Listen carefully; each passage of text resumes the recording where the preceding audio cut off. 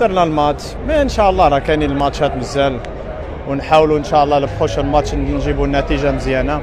معليش، كولومبيا عندها فرقه مزيانه، لعبوا مزيان والفوز ليهم اليوم ان شاء الله. البروشن ماتش نحاولوا حنا نجيبوا الفوز. أولمبياكو تتراجع عن التعاقد مع زياش، والصحافة اليونانية تكشف أسباب القرار. حمزة إجمان يقترب من المنتخب على حساب موهوب والإدريسي. هابط يطلق النار على الركراكي ويحمل مسؤولية الخسارة النصف نهائي مونديال قطر. مارسيليا الفرنسي يبدأ الخطوات للتعاقد مع الموهبة بلحيا ردا على المتنمرين.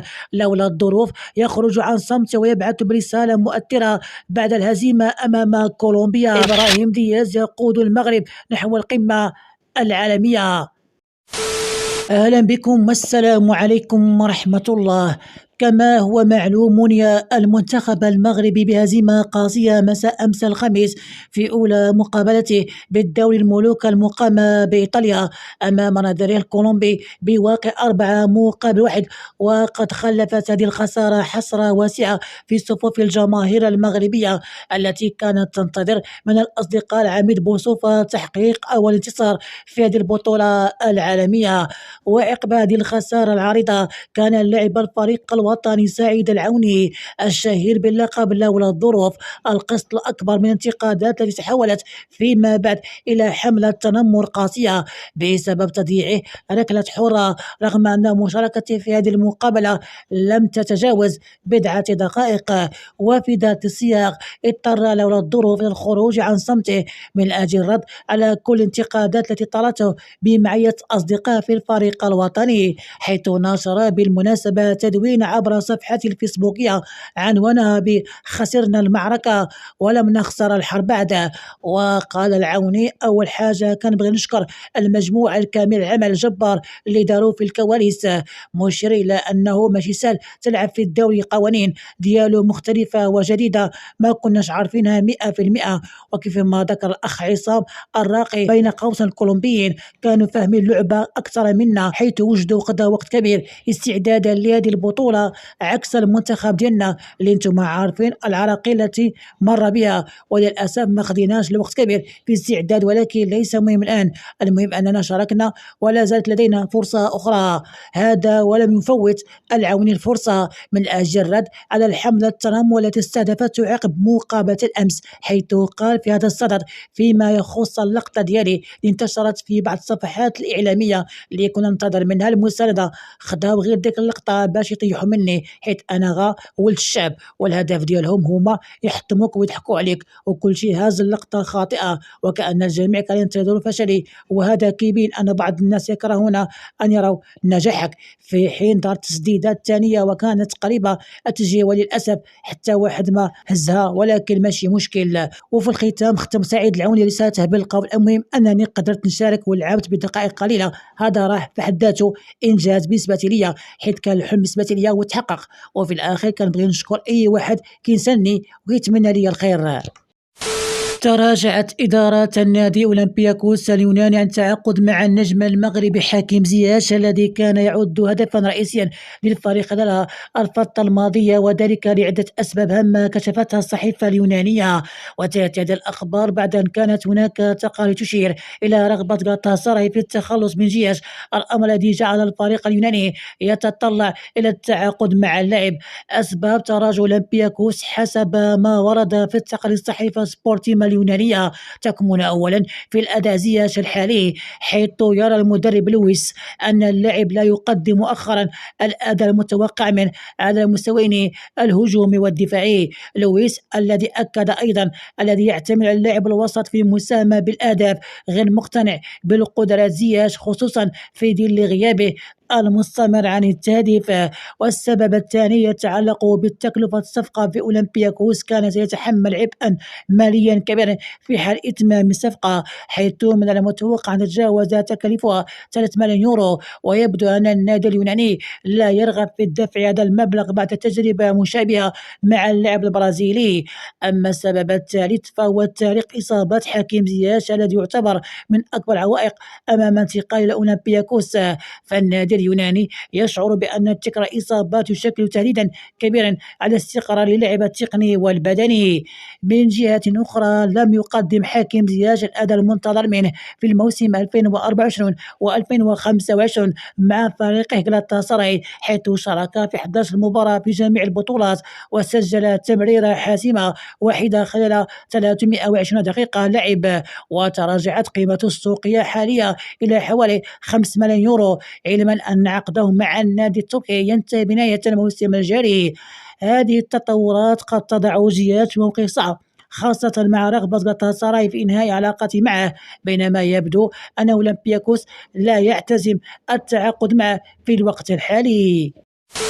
يرغب النادي مارسيليا الفرنسي في ضم النجم خط الوسط فريق هيلاس فيرونا الإيطالي رضا بلحيان.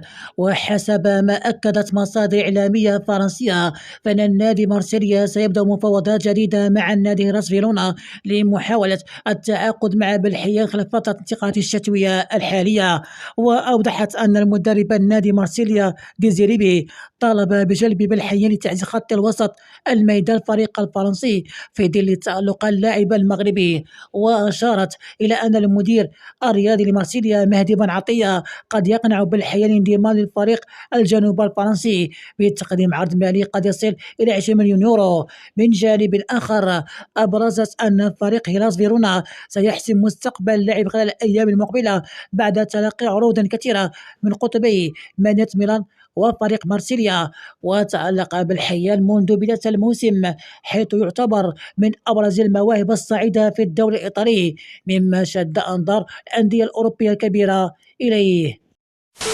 أشاد اتحاد الدول لكرة القدم الفيفا بالدور الكبير الذي يلعبه الدولي المغربي إبراهيم دياز نجم ريال مدريد في قيادة المنتخب المغربي نحو تحقيق مزيد من الإنجازات. وقد سلط الفيفا الضوء على أهمية انضمام دياز لصفوف المنتخب المغربي، حيث ساهم بشكل كبير في تحسين أداء الفريق وتقديمه عروضا قوية في مختلف البطولات.